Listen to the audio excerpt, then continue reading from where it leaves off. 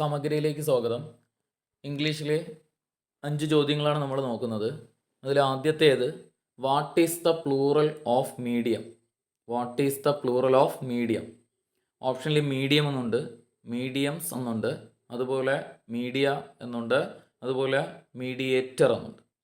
തന്നിരിക്കുന്ന വാക്കുകൾ യു എമ്മിലാണ് അവസാനിക്കുന്നതെങ്കിൽ അത്തരം വാക്കുകളുടെ പ്ലൂറൽ യു എം മാറ്റി എ ആക്കുക. യു എമ്മിൽ അവസാനിക്കുന്ന വാക്കുകളുടെ പ്ലൂറൽ യു എം മാറ്റി എ ആക്കുക. വരുന്ന വാക്കുകൾ അത്തരത്തിൽ വരുന്ന വാക്കുകളാണ് അഡൻറ്റം യു എം മാറ്റി എ ആക്കുമ്പോൾ അഡൻറ്റ, ബാക്ടീരിയം ബാക്ടീരിയ, കരിക്കുല, എംപോറിയ, സ്റ്റേഡിയ. അതുപോലെ വരുന്ന മറ്റു വാക്കുകളാണ് സ്ട്രാറ്റ, അതുപോലെ മീഡിയ, ജിംനേഷ്യ, അത്തരത്തിലുള്ള വാക്കുകൾ. അപ്പോൾ യു എമ്മിൽ അവസാനിക്കുന്ന വാക്കുകളുടെ പ്ലൂറൽ യു എം മാറ്റി എ ആക്കുക. അപ്പോൾ നമുക്ക് മീഡിയം എന്ന് പറയുന്ന വാക്ക് യു എമ്മിൽ അവസാനിച്ചിരിക്കുന്നു. അത് യു എം മാറ്റി എ ആക്കുമ്പം നമുക്ക് മീഡിയ എന്നുത്തരം കിട്ടുന്നു. അതുകൊണ്ട് ഓപ്ഷൻ സി മീഡിയ ഉത്തരമായി വരുന്നു. രണ്ടാമത്തെ ചോദ്യം, dash of monkeys entered from the forest. Dash of monkeys entered from the forest and destroyed the crops. Dash of monkeys entered from the forest and destroyed the crops. Collective നൗണുമായി ബന്ധപ്പെട്ടൊരു ചോദ്യമാണ്. Herd ഓപ്ഷനിലുണ്ട്, army ഉണ്ട്, tribe ഉണ്ട്, flock ഉണ്ട്. മങ്കീസിൻ്റെ collective noun tribe of ആണ്. അതുകൊണ്ട് ഉത്തരം ട്രൈബ് കിട്ടുന്നു. മങ്കീസിൻ്റെ മറ്റൊരു കളക്റ്റീവ് നൗണാണ് troop, TROOP, troop of monkeys എന്നും പറയാറുണ്ട്. ട്രൈബ് ഓഫിനകത്ത് വരുന്ന മറ്റ് നൗണുകളാണ് monkey, natives, sparrows. Tribe of എന്ന കളക്റ്റീവ് നൗണുമായി ബന്ധപ്പെട്ട നൗണുകളാണ് മങ്കി, നേറ്റീവ്സ്, സ്പാരോസ്. അതുപോലെ ആർമി ഓഫിനകത്ത് വരുന്ന നൗണുകളാണ് ants, frogs, soldiers, eagles. Army of എന്ന കളക്റ്റീവ് നൗണുമായി ബന്ധപ്പെട്ട നൗണുകളാണ് ആൻസ്. ആർമി ഓഫ് ആൻസ് എന്ന് പറയാം, ആർമി ഓഫ് ഫ്രോക്സ് എന്ന് പറയാം, ആർമി ഓഫ് സോൾജിയേഴ്സ് എന്ന് പറയാം, ആർമി ഓഫ് ഈഗിൾസ് എന്ന് പറയാം. ഫ്ലോക്ക് ഓഫുമായി ബന്ധപ്പെട്ട നൗണുകളാണ് flock of birds, flock of camels, flock of chickens, flock of tourist. അതുപോലെ ഹേർഡ് ഓഫുമായി ബന്ധപ്പെട്ട നൗണുകളാണ് herd of cows, herd of cattles, herd of buffaloes, herd of elephants, herd of goats, herd of deer, herd of antelope. Cow, cattle, buffalo, elephant, goat, deer, antelope herd ഓഫിനകത്ത് വരുന്നു. Birds, camels, chickens, tourist flock ഓഫിനകത്ത് വരുന്നു.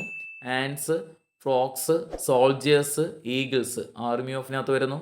Monkey, natives, sparrows tribe ഓഫിനകത്ത് വരുന്നു. അടുത്ത മൂന്നാമത്തെ ചോദ്യമാണ് pick out the compound word. താഴെ തന്നിരിക്കുന്ന കോമ്പൗണ്ട് വേർഡ് കണ്ടെത്താനാണ് ചോദ്യം.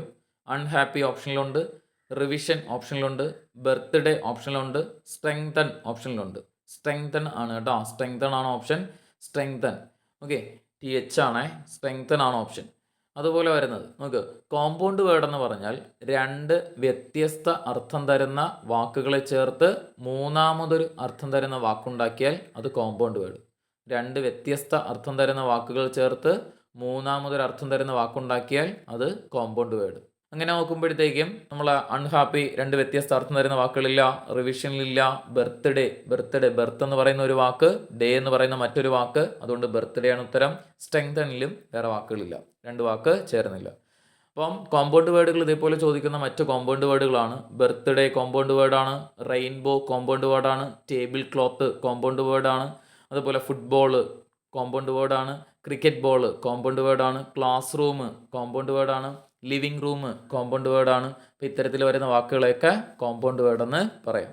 രണ്ട് വ്യത്യസ്ത അർത്ഥം തരുന്ന വാക്കുകൾ ചേർത്ത് മൂന്നാമതൊരർത്ഥം തരുന്ന വാക്കുണ്ടാക്കിയാൽ അത് കോമ്പൗണ്ട് വേർഡ്.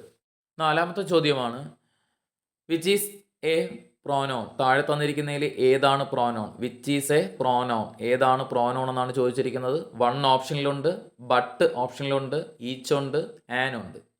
നൗണുകൾക്ക് പകരം ഉപയോഗിക്കുന്ന വാക്കുകളെയാണ് പ്രോനൗണുകൾ എന്ന് പറയുന്നത്. ഐ പ്രോനൗൺ ആയിട്ട് ഉപയോഗിക്കുന്നു. We, you, he, she, it, they. I, we, you, he, she, it, they. അതുപോലെ വരുന്ന മറ്റു വാക്കുകളാണ് everybody, every one, everything, somebody, someone, something. Somebody, someone, something ആണ്. സംബഡി അല്ല, വീണ്ടും something. Anybody, anyone, anything. Nobody, no one, nothing. അതുപോലെ each, every, ഇത്തരത്തിലുള്ള വാക്കുകളെയൊക്കെ നമുക്ക് എന്തെന്ന് പറയാം? പ്രോനൗണുകളെന്ന് പറയാം.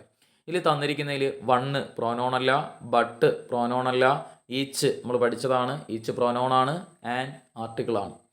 ബട്ട് എന്ന് പറയുന്നത് ഒരു കണക്റ്റിംഗ് വേർഡാണ്, വൺ എന്ന് പറയുന്നത് സംഖ്യകളെ സൂചിപ്പിക്കുന്നു.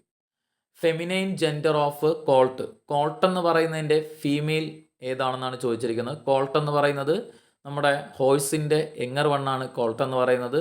ഹോഴ്സിൻ്റെ എങ്ങർ വണ്ണിൽ മെയിൽ എങ്ങർ വണ്ണിന് പറയുന്ന പേരാണ് കോൾട്ട്, ഫീമെയിലിന് പറയുന്ന പേര് ഫില്ലി എന്നാണ്. അപ്പം കോൾട്ട് എന്ന് പറയുന്ന ആൺ കുതിരക്കുട്ടികൾക്ക് പറയുന്ന പേരാണ്. അപ്പോൾ ഫില്ലി എന്ന് പറയുന്നത് പെൺകുതിരക്കുട്ടിയാണ്. ഓപ്ഷനിൽ ബിച്ചുണ്ട്, യു ഉണ്ട്, ഫില്ലി ഉണ്ട്, ഡോയി ഉണ്ട്. നമുക്ക് ഉത്തരം ഏതാണ്? ഫില്ലി ഉത്തരമായിട്ട് വരുന്നു. അപ്പോൾ കുതിരയുടെ കുട്ടിക്ക് പറയുന്ന പേരാണ് കോൾട്ട്. കോൾട്ട് ആൺകുതിരക്കുട്ടിയാണ്. അപ്പോൾ പെൺകുതിരക്കുട്ടി എന്ന് പറഞ്ഞാൽ ഫില്ലി ഉത്തരമായി വരുന്നു. അതുപോലെ വരുന്ന കുറച്ച് ഫീമെയിൽ രൂപങ്ങളാണ്. ആസിൻ്റെ ഫീമെയിൽ രൂപമാണ് ജെന്നി. ആസിൻ്റെ ഫീമെയിൽ ജെന്നി. ആൻറ്റിലോപ്പിൻ്റെ ഫീമെയിൽ രൂപമാണ് doe. Fox, vixen, lad, lass, drake, duck, duke, duchess, horse, mayor.